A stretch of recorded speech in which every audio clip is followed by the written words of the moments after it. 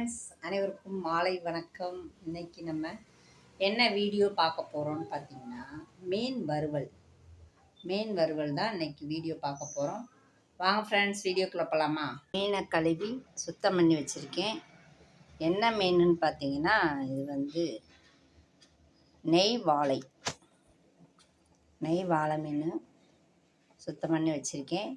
வாங்க இப்போ மசாலாவுக்கு என்னென்ன பொருட்கள் தேவைன்றதை பார்த்துக்குருவோம். அரை ஸ்பூன் மஞ்சள் பொடி,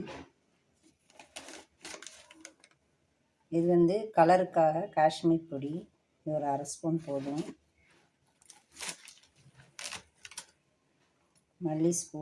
மல்லிப்பொடி 2, மல்லிப்பொடி 2 ஸ்பூன், மிளகு பொடி, அது அப்புறம் தேவையான அளவு உப்பு,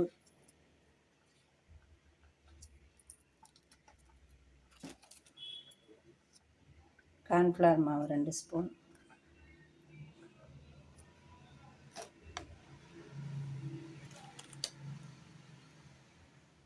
இது தனி மிளகாப்பொடி 1 ஸ்பூன் போதுமானது. காரம் ஜாஸ்தியாக இருக்கும், அதனால் போதும். இது மீன் பொடி ஒரு ஸ்பூன். அதுக்கப்புறம் எலுமிச்சம்பழம்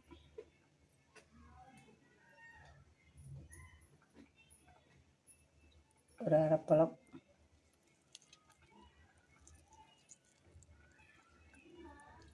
அப்பா வறுக்குதுப்பா.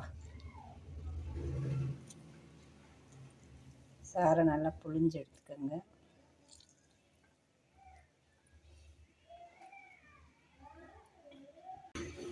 எண்ணெய் ஒரு 2 ஸ்பூன் அளவுக்கு எண்ணெய் விட்டுக்கோங்க.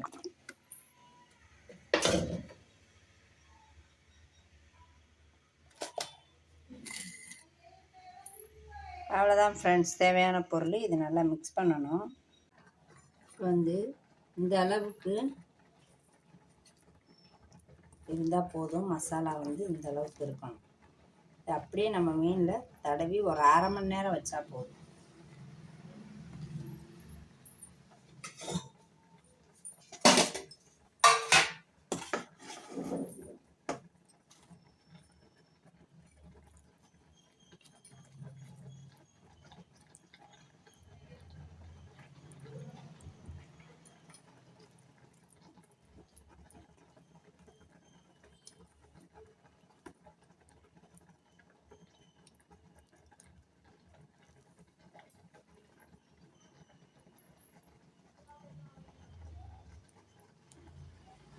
இந்த மாதிரி தடவி பிளேட்டில் வச்சிடலாம்.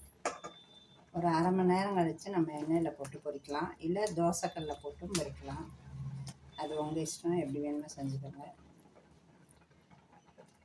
இந்த மெத்தடில் செஞ்சோம் அப்படின்னா மசாலா உதிராமல் இருக்கும். எனக்கு மெயினே மசாலா உதிர்ந்தால் நல்லா இருக்காது, டேஸ்ட் கம்மியாக இருக்கும். அதனால் என்ன பண்ணோம்னா, மசாலா உதிராமல் இருக்கிறதுக்கு இப்போ என்னென்ன நம்ம சேர்மானம், என்னென்ன பொடி சேர்த்தோமோ அதை ஃபுல்லாக அதே அளவில் சேர்த்து, இது 1 கிலோ மீன்.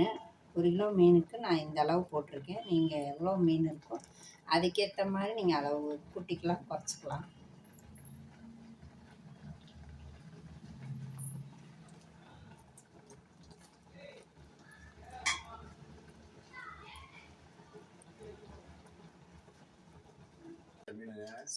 ஃப்ரெண்ட்ஸ், இது மாதிரி நல்லா தடவி வச்சுருங்க 2 சைடு மிளகாப்பொடி. நம்ம போட்ட மசாலா பொடி எல்லாத்தையும் நல்லா மிக்ஸ் பண்ணி இது மாதிரி தடவி ஒரு அரை மணி நேரம் வச்சுட்டு தோசைக்கல்லையே எண்ணெயிலேயே உங்கள் விருப்பம் போட்டு எடுத்திங்கன்னா சூப்பரான டேஸ்டான மீன் ரெடி. இப்போ ஸ்டவ் ஆன் பண்ணி தோசைக்கல்லை வச்சாச்சு. தோசைக்கல்ல தான் இன்றைக்கி அக்கா மீன் பொரிக்க போகிறேன். என் சட்டி காயட்டும். சட்டி காஞ்சிருச்சு ஃப்ரெண்ட்ஸ். அப்படியே எண்ணெயை விட்டு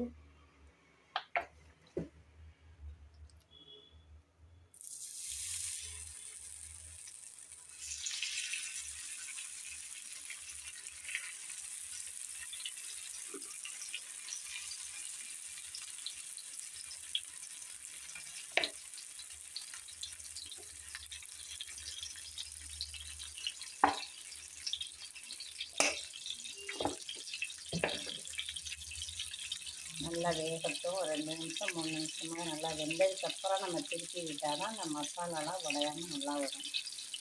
வந்து ஒரு சைடு நல்லா வெந்துருச்சு. வெந்த உடனே அடுத்து திருப்பி போட்டாச்சு. எல்லா பீஸுமே நல்லா வெந்துருச்சு. இப்போ பின்னாடி திருப்பி வச்சுருக்கு. இது ஒரு 2 நிமிஷம் இருந்துச்சுன்னா நல்லா கடையிறேன். ஆனால் வந்து மசாலா உதிரவே இல்லை பாருங்கள். ஃப்ரெண்ட்ஸ், நுரையெல்லாம் அடங்கிடுச்சு. 2 பக்கமும் நல்லா வெந்துருச்சு. அவ்வளோதான், மீன் ரெடி ஆகிடுச்சு. மீன் நம்ம எடுத்துடலாம். ஃப்ரெண்ட்ஸ், மீன் வறுவல் ரெடி. செம வாசமாகவும் இருக்குது, நல்லா இருக்குது. சாப்பிட்டு பார்க்கலாமா எப்படி இருக்குன்னு? மீன் வறுவல் ரெடி ஆயிடுச்சு. எப்படின்னு சாப்பிட்டு டேஸ்ட்டு பார்ப்போமா? இந்த பாருங்க, மீன் தெரியுதா? வாங்க ஃப்ரெண்ட்ஸ், சாப்பிட்டு பார்ப்போம். ஆஹா, தொட்டோன்னே அப்படியே பூவோ பிஞ்சு வருது.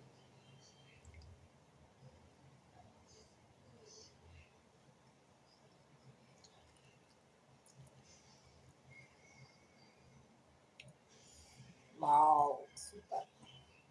நல்லா வந்துருக்கு ஃப்ரெண்ட்ஸ். இதே மாதிரி செஞ்சு பாருங்கள். நீங்களும் செஞ்சு பார்த்துட்டு எப்படி டேஸ்ட் இருந்துச்சுன்னு கமெண்ட் பாக்ஸில் சொல்லுங்கள். இன்னொரு வீடியோவில் மீண்டும் நம்ம சந்திப்போம். அது வரைக்கும் உங்களிடமிருந்து விடைபெறுவது மலரக்கா. சப்ஸ்கிரைப் பண்ணுங்கள், லைக் பண்ணுங்கள், உங்கள் ஃப்ரெண்ட்ஸ்களுக்கு ஷேர் பண்ணுங்கள். உங்கள் மலரக்காவுக்கு சப்போர்ட் பண்ணுங்கள் ஃப்ரெண்ட்ஸ். பாய்.